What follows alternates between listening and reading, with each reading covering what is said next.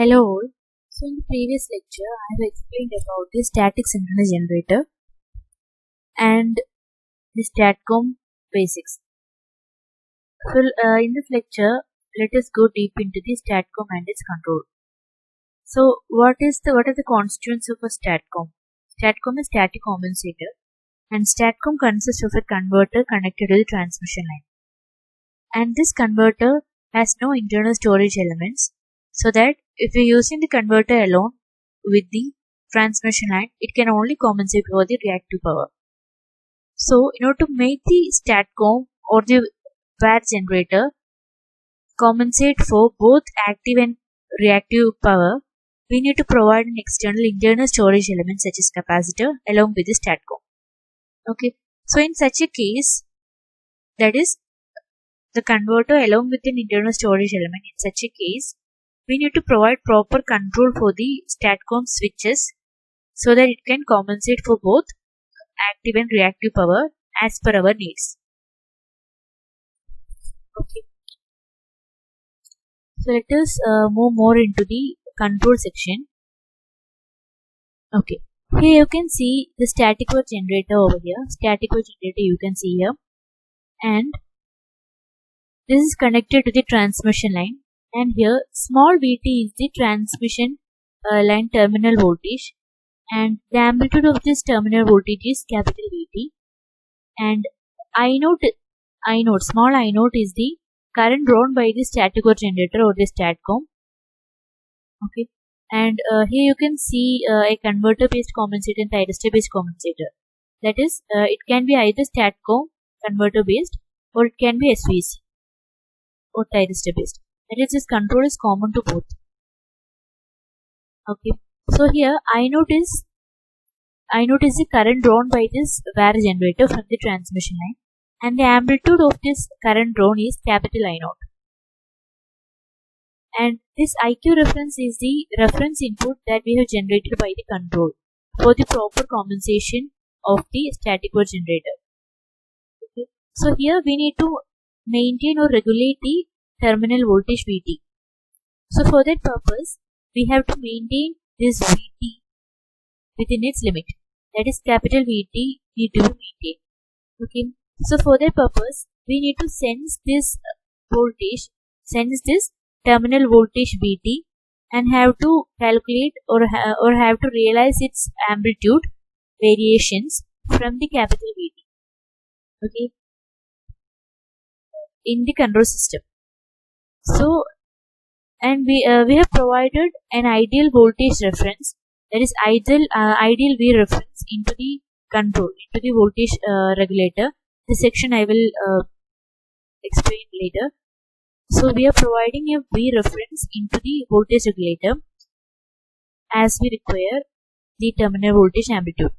This V reference is then compared with the present Vt amplitude of the terminal voltage, and the error between these two is generated here. That is, delta Vt is the error between these two. Okay, and this error voltage is then given to the PI controller, and the PI controller will process on this and will provide an equivalent IQ reference. Okay, PI controller will change this voltage error into the current reference and will provide the static wire generator control. Okay.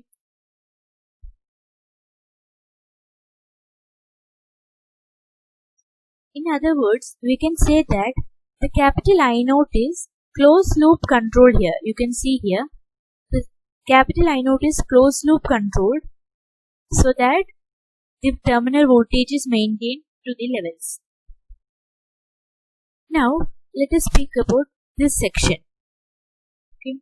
That is, if the proper compensation of the AC power system, that is, if the proper compensation of a transmission line requires some specific variation in the amplitude of the terminal voltage with respect to time or some other variables. That is, this Vt, that is capital Vt, will not be always same. Okay, that is, for the proper operation of the AC power system, we may require the terminal voltage amplitude to be varying with respect to some time or some other variables. With respect to time or some other variables, we need the terminal voltage of the transmission line to be varying nature. Okay, so for that purpose, an appropriate correction signals should be provided. That is, here VRC is the correction signal. So in order to produce some variation to the VT, required variation, or to produce a required variation to the VT, we are providing a correction signal VRC based upon some sensed auxiliary inputs. That is, based upon which parameter we need to vary the voltage, that parameters or that inputs are sensed from the system and is given as the auxiliary inputs like this. And from this auxiliary inputs, a correction signal is generated and is compared with the reference voltage. Okay, and the resultant V reference is given to the given to the voltage regulator block. So here, this VR reference star is our variable voltage reference, effective variable voltage reference that will help in the closed loop control of the terminal voltage VT. So let us move into the regulation slope. Regulation characteristic or regulation droop control is provided in order to provide some operating range to the compensating voltage or the terminal voltage. As I have told before, we require a terminal voltage which is varying with respect to some variables. Okay, so we need to provide a range for that. We need to provide a regulation area or regulation range for that particular terminal voltage. So for that purpose, we need to control the terminal voltage in proportion with the compensating current. Okay, so why we need to control or why we need to vary the terminal voltage in proportion with the compensating current? This is because the linear operating range of the compensator with the given maximum capacity or inductive ratings can be extended with the regulation droop or regulation range. Okay, that is, the operating range of the compensator, whether it is capacitive compensation or inductive compensation, can be extended. The operating range can be extended within a regulation area if a droop characteristic or a droop control is allowed. And this droop, what is meant by this regulation droop means that the terminal voltage VT is allowed to be smaller than the nominal no-load value in case of capacitive compensation. Similarly, it is allowed, that is, terminal voltage is allowed to be higher than the nominal value in case of full inductive compensation.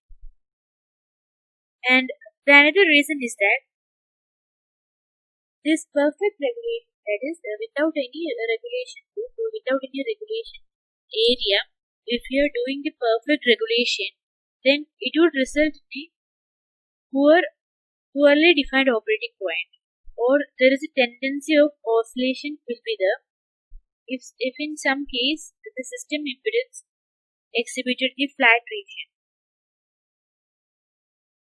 Okay. Also, a regulation droop or slope tends to enforce automatic load sharing between the static compensators or various STATCOMs as well as other voltage regulating devices or compensating devices for the transmission voltage control. Okay. So in order to provide this flexibility, we need to provide regulation droop characteristic or regulation droop control. So this is the control system or control structure in case of regulation, including the regulation droop. So in this case, we are sensing the static power generator output current. Okay, that or the current drawn by the static power generator is sensed and is processed, and a signal KIQ is generated depending upon the type of the current here. That is whether it is capacitive or whether it is inductive in nature. Depending upon that, the KIQ is generated. That is, this KIQ will be positive in the case of inductive compensation. Similarly, the KIQ will be negative in case of capacitive compensation. Okay, and this KIQ is fed to this comparator and is compared with the V reference, and the V star reference is generated. That is, V star reference is V reference plus or minus KIQ. Okay, and due to this variation in the KIQ, the regulation droop is set here. The other all functions or the other all regulation is same as the previous lecture. That is, this V reference is compared with this VT, and here you can see a delta VT is added to this, and this is a regulation area or droop effect, and as a result, an error voltage is transformed to the PI controller to the corresponding IQ reference. Okay, here you can see the regulation droop effect in the terminal voltage also, that is VT plus delta VT. We have gotten compensation area with the terminal voltage. And here the regulation droop or the regulation slope is defined by K. That is, the coefficient of IQ, K, is the regulation slope here, and it is defined as delta VC max by IC max. That is, IC is the current drawn here, with whether it is capacitive or inductive. If it is capacitive, it is IC. If it is inductive, it is IL. Okay, so K is the delta VC max by IC max. VC is the compensating voltage, and delta VC max is the max value of that, and delta VC max by IC max we will get the regulation slope, or if it is inductive, delta VL max divided by IL max. You can see here this KIQ effect, and K is the regulation slope. This is the equation for this regulation slope, delta VC max by IC max, or delta VL max by IL max. And as I told before,